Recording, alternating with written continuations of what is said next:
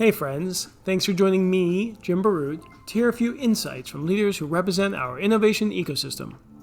Today's chat is with Vanessa Feliberti, an engineering executive at Microsoft, and Kobie Hatcher, founder and president of Cyborg Mobile. My name is Vanessa Feliberti Bautista. I am the engineering director for M365 Office Services. And in essence, I am the engineering director for all of Fabric that power Windows and Office for Microsoft. That's my engineering job, but my other job is I am the diversity inclusion leader for the division, plus I am the advisor at the company level around culture and inclusion. Great, thank you. Kobie? Well, I didn't know all that, Vanessa. That's a lot. I know a lot, Kobie. I knew that. Kobie Hatcher, CEO and founder of Cyborg Mobile, which is a technology and management consultancy based out of Seattle. Also the CEO of Digital Training Solutions, which is a workforce tech SaaS startup. And for the purposes of today's conversation, I really want to talk about being a co-founder with Vanessa of the New Technologist program. Fantastic. We'll get into that shortly. But first, I want to go back to Vanessa. Vanessa, talk about your career, from college onward and how you got to this place. Yeah, so I'm one of those Microsoft lifers. I've been at Microsoft my entire career, so I'm going on 30. In February, it'll be 30 years. And the whole time I've been in engineering and actually in the communication space. So I've been part of this journey that's really the digitization of the world. Thinking about we were the team that brought email to the masses, and so really changing the way the world communicates. And then we've gone to the cloud and mobile access, and now really thinking the thing that I talk about a lot today in my everyday is how do we ensure that as we do AI and intelligence, we ensure that we have equity and inclusion and complete access. And the pandemic has really been something that's accelerated that. And the key thing, and one of the things that's been critical for me is around how do we get the talent in the system? And that was one of the motivators that we did, Kobie and I did for the discovery of the New Technologist Academy. A couple things actually I'd like to share that is my motivation, a bit about my story. I was the first woman engineer on the team when I started. I was the first Latina engineer on the Microsoft campus when I started. And so every promotion that I've gotten, I have either been the first woman or first Latina, including one was I was the first woman who had a baby and came back to work. So you want to talk about a whole bunch of women's rights. And I was the first woman of color to become the corporate vice president in engineering at Microsoft. And currently I'm the only Latina corporate vice president in engineering. So lots of firsts for me that really kind of round out my story about why this is I'm so passionate about the space, because it's personal. Thank you for that. That's really impressive. Okay, Kobie, talk to us about your career. Yeah, my career started off, I was going to school to be a teacher and ended up in an accelerated program on how to take undergrads and push them straight into teaching. So it put me on a fast track and helped me build the skills that I use now today, which is how do you make adjustments so that everyone gets it? And so I came into the tech space via how to teach people about technology. And through a series of events, I landed in Redmond. The Microsoft tractor beam got me. I was supposed to be in Greater Seattle for 2 weeks. It's been 21 years now. So nice place to be. I've moved around throughout my career, went into consulting heavily. It gave me a chance to dabble in a lot of places, but always on the tech side of things, building products and that kind of stuff. And then at some point I got to the proverbial table, Jim, and now I was responsible for some decisions that I didn't feel really good about. And it was the last nudge I needed to make the leap to start my own business. So once you start asking, I'm not sure I feel comfortable with the leadership decisions that are being made. I think I can do it better. You're ready to make the leap yourself. For any of those that are thinking about jumping into entrepreneurship, that's kind of the first indication you're ready. Wow. Okay. Well, we can certainly get into that if you want, but when did you do that? How many years ago was that? Yeah. So let's see, hung a shingle in 2009, but it was really a side hustle for the first few years. So it must be 7 years. 7 years. This has been my Sounds about only right. thing I can think about. Yeah. I think it's about right. Got it. Well, that's good. You were doing side hustles before it was in vogue, obviously. Yes, sir. Yes, sir. What? So all my life, Jim, I've been that guy that was like, I can do it better. I can do it better. And it just everything I observed from preschool to the soccer game I was at last night, I can do it better. Got it. No, that's great. And now, Vanessa, tell us what you do on a daily basis so people can get a sense for, what your workday is and how you affect sort of Microsoft's success. Yeah, so my workday is all about developers and how do I get access, make developers' lives easier so the innovation happens. And so thinking about the platform that we do, but at the protection of our customer. And so, I lead about a 1,400 person team worldwide, but there's probably 200,000-ish developers worldwide that use my platform on a daily basis. And we reach about, 2 billion users daily about. And what it is, like what we're always about is what's the next tech or what's the next market, what's the next ability we want to give access to. And it's really this challenge that we have is how do we unleash talent at what I like to say is the innovation at the speed of thought. But at the same time, how do we protect this privacy, ensure we have this ethical aspect of it? Because as tech is coming in, it's so much in the everyday life, and thinking in the pandemic for sure has accelerate that. So there's a lot of balance that we have there. So that's what I do on a tech perspective on a daily basis. But there's a whole bunch of work I do on a culture basis and talent development also. And I don't know if we want to go into that now or wait for that later. You know what? Let's get into that right now then. Because then we'll talk to Kobie about what he does every day, and then we'll talk about how you guys collaborate. Okay, so being the highest ranking woman in my division and also this culture leader I am this community builder, and so I am the executive sponsor for the women's board at inside of Microsoft. And ensuring this, equity of access. Like, for example, just yesterday, we were having a discussion on what is our stance on what Roe versus Wade, as an example. And so these are the social and ethical issues that we talk about. As it turns out, the world is big and Microsoft is big, and how tech applies to it. So probably on a weekly basis, there's some sort of ethical or social aspect I'm being involved in to see, like, how do we want to influence, or what is our response, or how do we give access? So that decision making is the go or no go a decision on that. And then the third part that probably is on a weekly basis as well is where are we attracting talent, where are we developing talent, how are we promoting that, and ensuring that we think about the diversity aspect of it. And not just from gender or from ethnic, but also from age group, from neurodiversity, that full spectrum that we do. And so it's from the recruiting talent pipeline to how do we have a community that we thrive in, and then also grow leaders so that one day actually I can retire. Yay. That was helpful. Thank you. All right, Kobie, talk to us about what you do. Yeah, in the day of the life. So I do a lot of different things because I juggle a lot, and that's kind of the life of an entrepreneur as well. But the primary purpose when I get to my office every day is to unlock my team's potential. So we have worked really, really hard to bring a heavily diverse team together. So all of the vectors that Vanessa was just talking about, of diversity and all of the flavors that can really shine. It is, you get better results when you have teams like that. They're harder to manage. And so when everyone's in groupthink and they just happily go down the path, that's really easy. You'll get a result. It'll be fragile It won't be as robust and as intriguing and maybe disruptive or world-changing as a solution.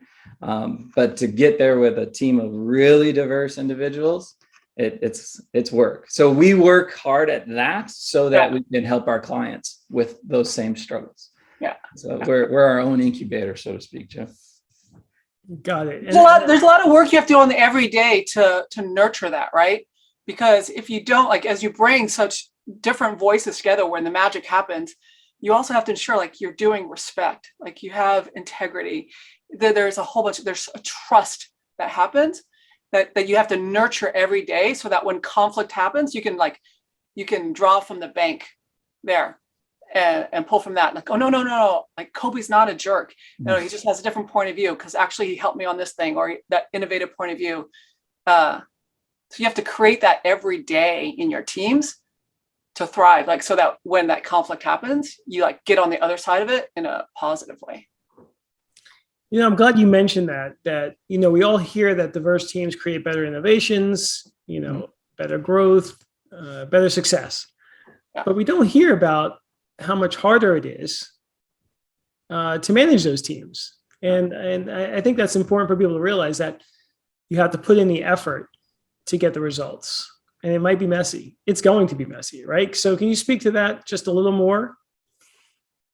I'll take that. Guaranteed it's going to be messy, right? In those same studies that give us the data that diverse teams produce better products, have those same results, and it's harder to get there, right? And for many reasons. Some of it is the newness, because we've trained ourselves into really only to work with those like us. Our social media algorithms reinforce that, even the school selection process, all of that. So anyway, you're unwinding that when we intentionally put diversity together and say, solve this big problem.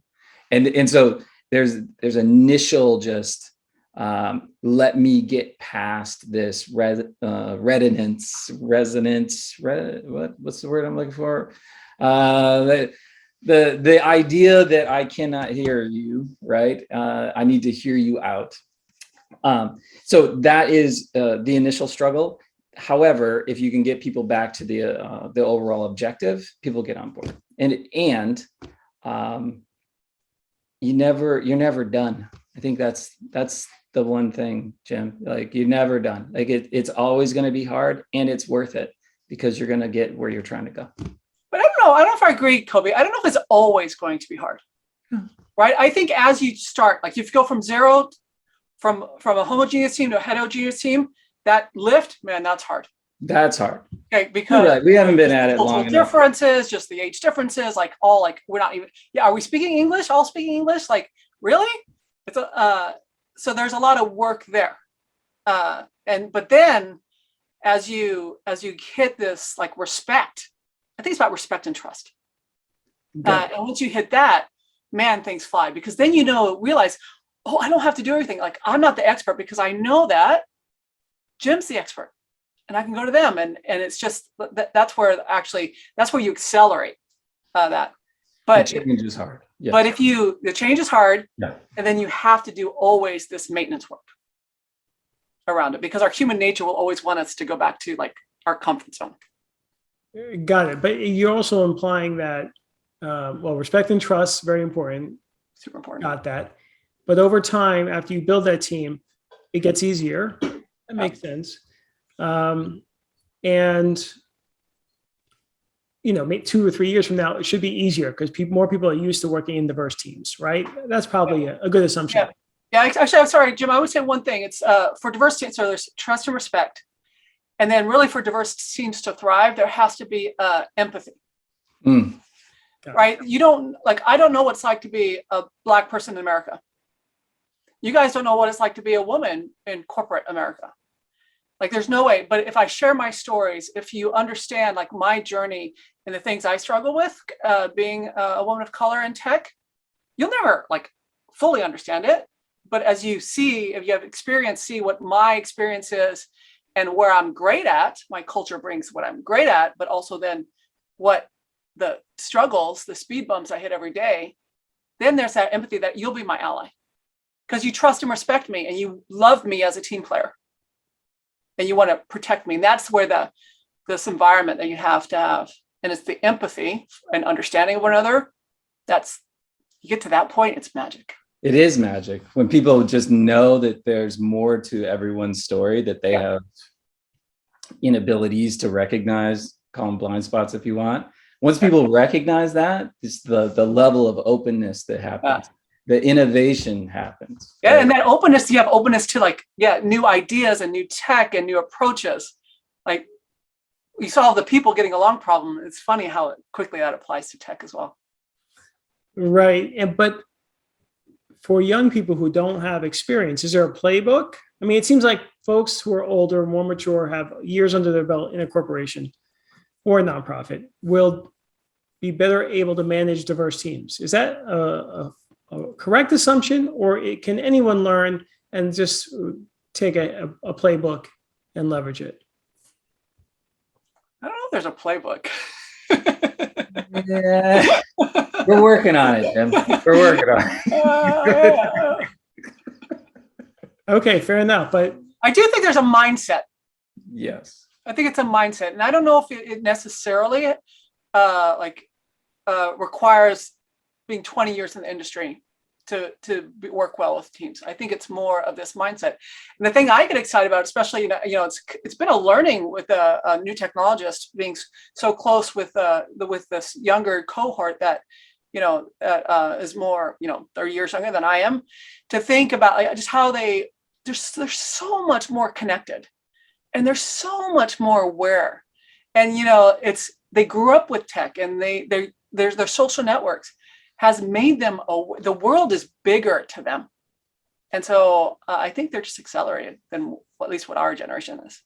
Oh, that's really hopeful. On the other hand, with all this sort of velocity of people moving in and out of jobs, that's got to be challenging to those well-oiled, diverse teams that are functioning so well, right? Yeah. Yes. So what Vanessa's getting at, though, is, we could start to work on an organization at the cultural level, right? Like you welcome the newness, right? So the newness, the new perspective, I hadn't considered that realization is a feature, not a bug, right? Like that is slowing down to go faster. But also there's now cultural norms. It's like the rules of the house. Like 2 years ago, I had a new leader join my team, and they came from a different company and a different mindset. And my team had an allergic reaction to them. Just like, no way, everyone just like protected. This is not the way we behave. This is not the mindset we have. This is not the way we operate. This is the trust, like the whole team, like this is our norm. And the guy was like, oh, didn't know. Got it. And then he adjusted. He's great now. But I think the system protects it because it does become that magical. Right. That's really interesting. Let's get into sort of how you guys work together, right? Yeah. But also let's talk about how the tech industry is viewing the talent pipeline. So we could take that first and then see how you guys are helping solve those challenges. So let's talk about the tech industry in general. What are you seeing out there, as far as you've seen everything over the years, Vanessa and Kobie? Talk to us about that. Give us a macro view. You want to start, Kobie? Go ahead. So just to give context, Kobie and I are in this adventure together, and we're starting in our 8th year. And we had this hypothesis around, we had this goal that we wanted to change what the pipeline of talent looked like coming out of university. And this was in the numbers back then were just abysmal. And so we really wanted to do something disruptive. And so Kobie and I have been partnering this, and we've done a couple of different experiments along the way and thinking about how can we, in the essence, what it was, if I had to say, and Kobie, you should add on here. The long story short is, can we find talent in a different place that's the traditional? The traditional tech industry looks for this pedigree of the top engineering schools, and looks at the US News and World Report top 20, and that's it. And that's where the only talent was. However, if you look where the progression is and look how much demand there is for that talent, I'm so glad we did that work 10 years ago, because it widens our pipeline. And what we discovered is there's many reasons why people aren't in the top 20. And it's not because they're not capable. It could be because they aren't aware of it, given their role models and background. Could be that they can't afford it. Could be that the top 20 only have so many spots. And so where it's this expansion of, is it more than just your pedigree of what school you went to? It's really like, how do we give the experiential, like we look for experiential experiences to judge, like, how do you think? How do you collaborate? What motivates you? And that's our academy, the essence of our academy. It's a 7-week intensive to do that assessment of, ultimately, we're trying to see how do you create and how do you learn? And those are I think the essence that we've done, and we found a great amount of talent that way. Do you agree, Kobie? Oh, 100%. So we were hearing that the pipeline didn't exist. There was the first rumblings of we can't solve this diversity issue in tech because there's none. Yeah, there just aren't any. None. Right. And we were sitting there pondering, thinking, we're all smart people in this space. We solve problems for breakfast. Like this is what we snack on, big problems. But no one was really approaching this challenge in a kind of product mindset. I'm really, when I talk to folks about the New Technologist program, I talk about how we approach this challenge of diversity and inclusion in the tech sector, like we would any other product that needed to get built. It's a problem that needs to be solved. Let's understand what it is. Let's start. Let's learn. Let's keep learning. And what we now have proven is that there is talent everywhere. It is not just hidden in Stanford and MIT. It's everywhere. And there's 3.6 million job postings in the tech sector in the United States. Why would we not look for more talent, right? So if we're only pulling from small ponds, we will only get small results. There's more talent out there. We just need to unlock it. Got it. But explain to us the program itself, how it works. Sure. Well, so it starts with the recruiting. So we start with making deep connections with community-based organizations. We're not going through the deans on these college campuses. We're going through the groups that know the students. We start our process of trying to help them understand that there is space for them in the tech sector. We want to hear from them. Our program is designed to solicit their most creative ideas. The first thing we do is learn from them. And yes, these students think like this is a great opportunity for them, and like they're going to be able to put this on their resume, and they're going to link with me and Vanessa on LinkedIn, which is cool, and all of that is true. But the first thing we do is learn from them. So Vanessa and I get first dibs. Like we are figuring out things that we wouldn't even have thought of, as Vanessa was saying. They're digital natives in a way that we are not. They understand what TikTok's allure is. I personally do not. Things of that nature, right? So that's the first thing. So and that's how we activate them.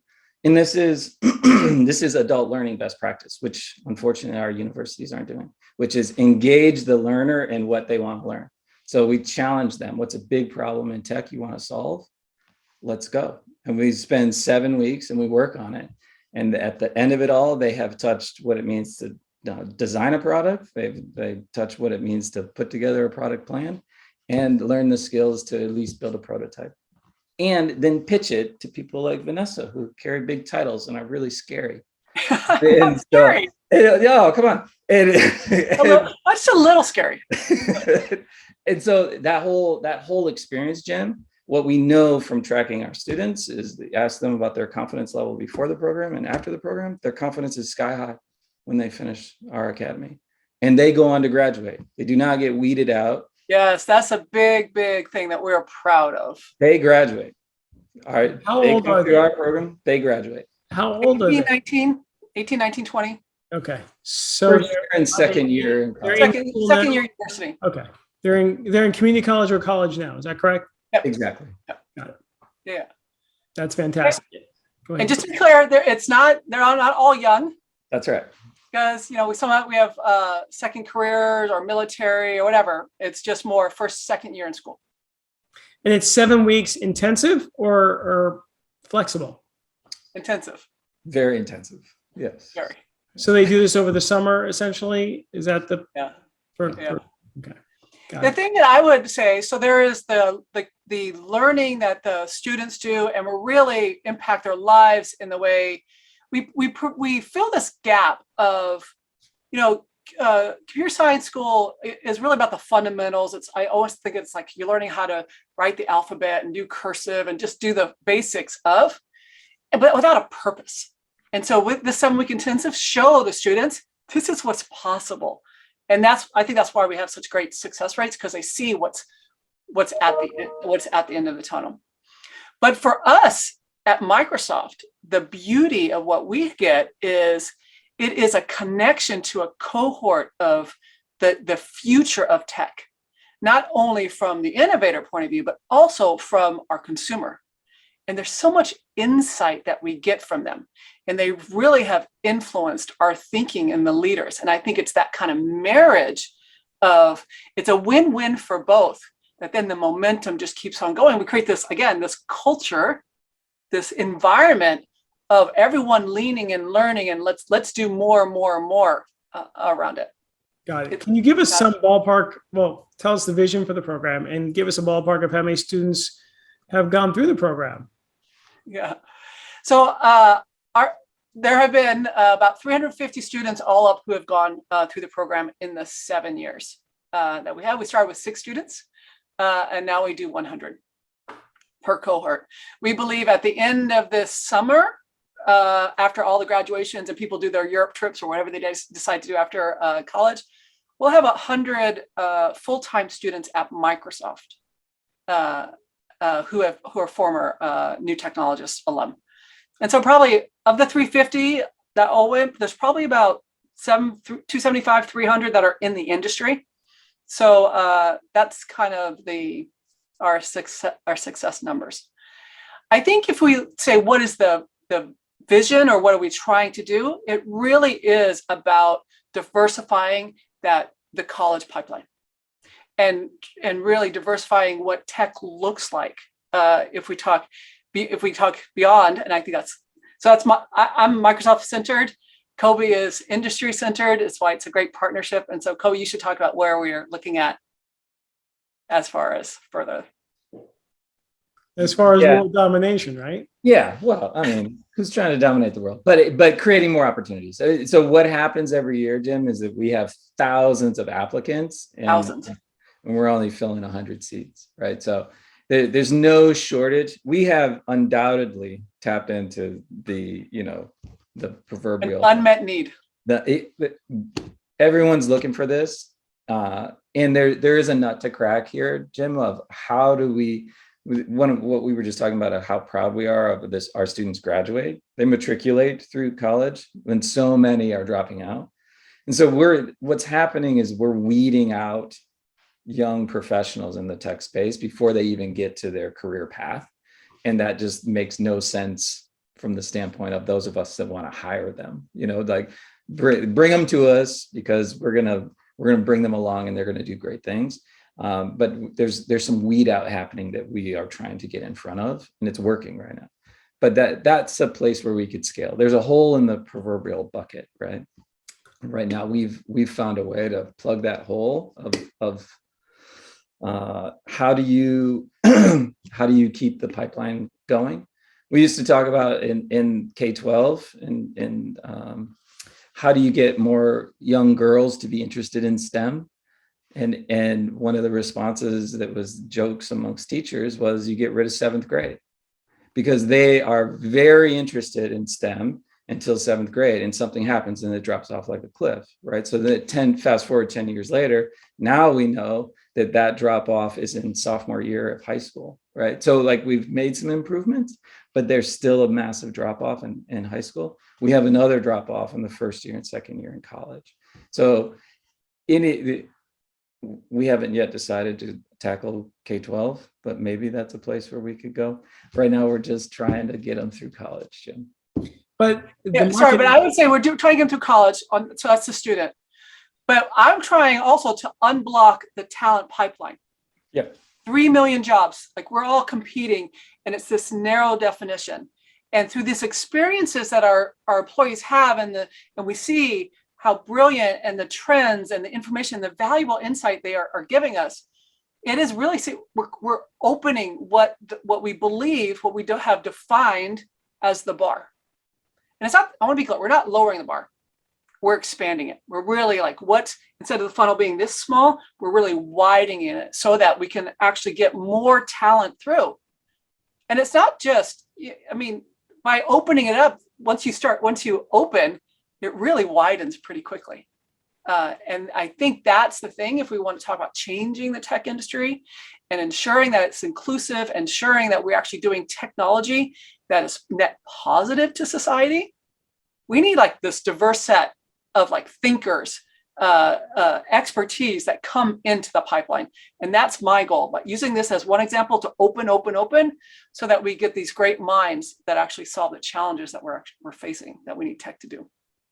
Right. And there's obviously a great pool of young people and older people that can take advantage of this. So if you could wave a magic wand, Kobie, Vanessa, how many people could this affect a year? It's just a magic wand. If you had all the resources in the world, how many people could be introduced to the tech industry? Oh, right. So I've thought about this a lot, Jim, so I appreciate you asking. So the real answer is that we're not short on students. We're not short on programming design. We're short on Vanessas. And I'm not trying to gas you up, Vanessa. This is the reality is we need more leaders inside of organizations that will communicate from the top. This is important. And to reinforce that the win is there for the organization. What we've just been talking about of how much you can learn from this cohort is to be valued. There aren't a lot of leaders that are there yet. Even with all the pain and suffering, yes. The talent crunch. Yes. Yeah. And like Vanessa said, she's focused on Microsoft. I work with a lot of different clients in my space, and yes, we need more Vanessas. Got it. All right. Well, Vanessa, get to work. Spread your magic wand. All right. So I'm growing them as fast as I can, Jim. I'm trying. I'm growing them for sure. In sincerity, I would say probably 10, 20% of my time is growing leaders with this mindset. But it's personal to me, right? It's like I have brown and black children in my family. These are my kids, and I know what my experience was 25 years ago. So I'm motivated, and so but how do I bring others along? But also, I hold I know plenty brown and black leaders who aren't leading in, and I pull them in as well. That's good. Well, and if they have a turnkey program to make it as easy as possible, you've done all the legwork, right? I mean, you guys can. It's obviously scalable. It's just getting those right champions, right, Vanessa? I'll just say one pause. The thing that doesn't make it scalable, and probably where Kobie's trying to allude, you need a Vanessa. Each of the cohorts come in with society's changing so quickly. And so it's not really turnkey each time what society needs, or what is the challenges of it. Or what does our industry need, or where Microsoft, for example, where Microsoft is at. And so there is a constant, you want talk about that work of maintaining. There's a lot of work in that maintenance of the constant bridging of the students and Microsoft and leading it toward where we need tech and society to go. And so I don't know if it's turnkey. And so that's why I often get asked, you've proven results. Holy cow, it's been great. You should hand it off to HR so they can do it at scale. But there's an emotional, there's a person, there's just this aspect of it that like, I don't know, like I haven't cracked yet the nut on how do you do inclusion? Like, how do you get this empathy at scale? How can you read a book and just say, here it is. Step 1, be empathetic. Step 2, be brilliant. Step 3, go. Like, that's actually something that Kobie and I talk a lot about. Like, how can we crack that for it to be turnkey at that point? We're working on a critical mass, Jim. So we include you in our number now. All right, let's go. We need mentors this summer, Jim. I'm on it. Say no. Did not say no. I'm on it. I'll help you out here. I mean, it really is. It's such a big challenge, and you guys are doing your bit. And the more folks we can bring in, and more companies that can show more leadership in this, the better place they'll be, and our economy and society will be. So this has really been great. Now, what about other things that we can talk about regarding talent and diversity? What best practices can we highlight for our audience here today? What have you seen in the past few years that has really worked? Yeah, we have tackled this in a combo deal, meaning diversity and inclusion, they go hand in hand. A lot of organizations went straight to tackling diversity, which means bring in new talent. Inclusion was an afterthought of how do you get people to want to stay, for all your employees, right? Not just your new ones. And so I think the pandemic has driven that inclusion bit a little bit further because people are shopping for the job of their dreams now. What we did is approach it in tandem. And so we didn't separate those two things. And that proved to be very effective. We tackled the culture change, as we've been alluding to, with mentors and coaches. So giving people a task in interacting with an early career person, right? Like there's a reason to have this interaction, and we're all type A types. We want to get stuff done. So let's give them a reason to get stuff done together, and remind them part of your task is to learn, right? You may have been an engineer for the last decade, but you can learn something from these folks who are asking questions about engineering. And just why are they asking that question? Why is that question valuable to you? Internalize it, keep going. And that created an inclusive environment in and of itself. And I think we kind of lucked into that, Vanessa, if I'm gonna be honest. Yeah, I think we lucked into it. Like we knew we needed volunteers because we're doing it rogue under the radar. We knew we couldn't do it all ourselves. And we knew we had to tap into people we deeply trusted, let's say.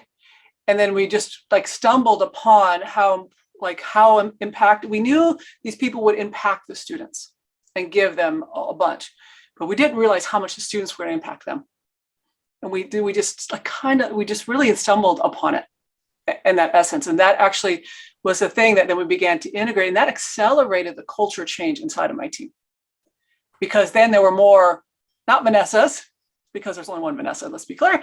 Not just one, but there was these people I guess more aware and one hungry for more, and this was brilliant. They got so much out of it personally. And so that's as we every year, we not only prepare for the students, but we prepare the volunteers to be ready to help, not only help, but also to receive the gift that these students give us.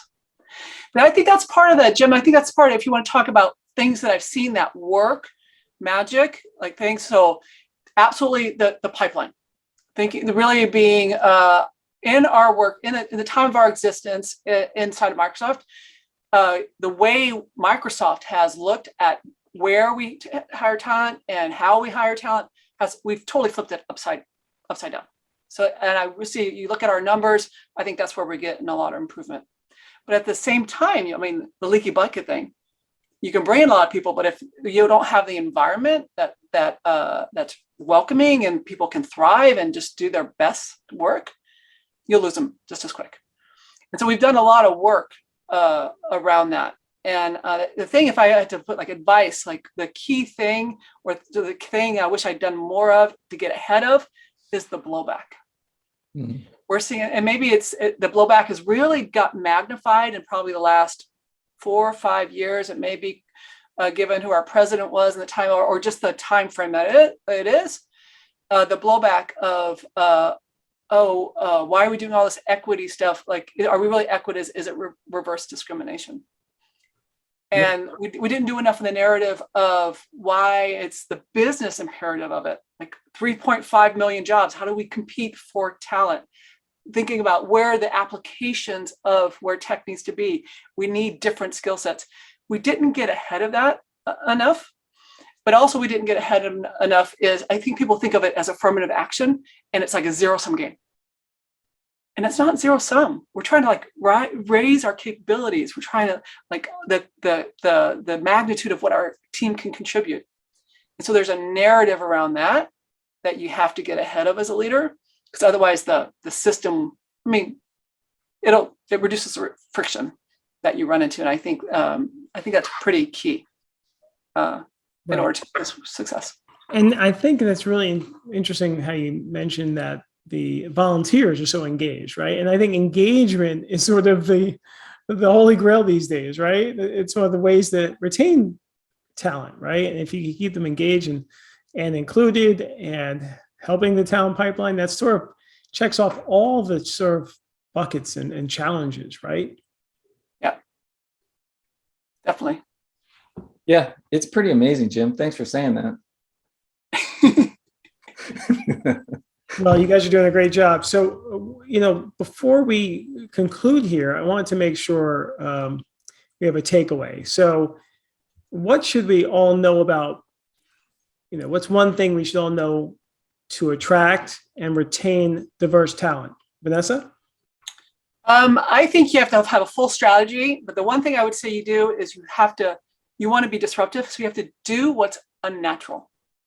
And not think like you want to be this disruption of, and it's doing unnatural about where you look for talent, what you define as talent is, and why you're even doing that. And if you combine that disruption, you'll get the progress. Thanks. Kobie?